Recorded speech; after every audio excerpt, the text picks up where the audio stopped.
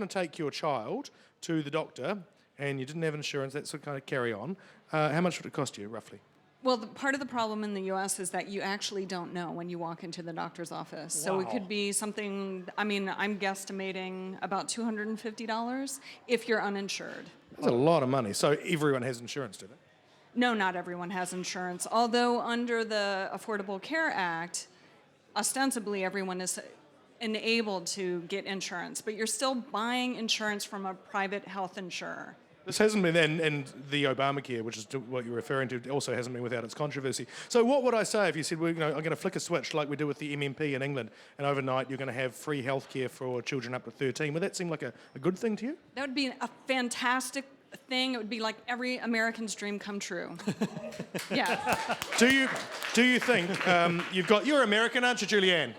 I was born in the United States. Yeah, there yes. you go. Yeah, that's right. Do you think you should follow your American sister over there, and we should bump it up to 17, or does that just getting a bit ridiculous? No, I think it should be. I think it should be free health care for everyone. I think that the Green Party would like to work towards that outcome, but we've got to be responsible in the short term. So that's going to come out, what, in the next few years? What we've done is we've gotten independent costing of what the impact would be up to 17. And teenagers do face really unique health issues, mental health issues, sexual health issues. And they often don't have the money to go visit the doctor. And so by giving teenagers access to healthcare in those critical years, we save money in the long term. I'm not just so convinced that teenagers face unique health issues. What about this package here, the Best Start package, when all the research says that the most crucial time is from 0 to 3 years of age? That's where the money should go. $60 baby bonus. What about that?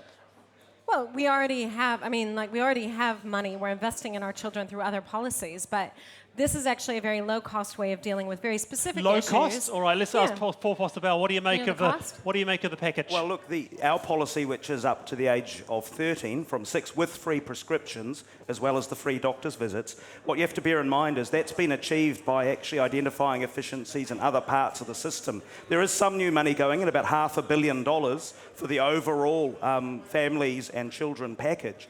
But there's not an endless supply of money. We actually have to prioritise and invest in the things that make the most difference to the most people. Where's your money coming from then? Where's the national money coming from?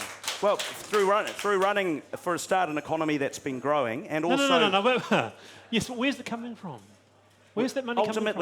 Ultimately, revenue comes from the taxpayers. So that's why we have to be very careful about how we invest it. Well, there's no real increase in the health budget at all. I think the issue is that we all know that you can spend, there's no amount of money you could spend that would be too much on health. But we do have to prioritise. There's plenty of research, and indeed Paul Hutchison, the National MP, his own report last year, said the priority must be for young children, their first 5 to 7 years of life. That's certainly where we're coming from. I know there are a lot of elderly people now who cannot get operations, basic operations, hip operations, because the DHBs are saying they just don't have the money to make it. So there are trade-offs. We do have to make decisions. It'd be great if we could all afford, primary health care at any age, but we have to make decisions and choices.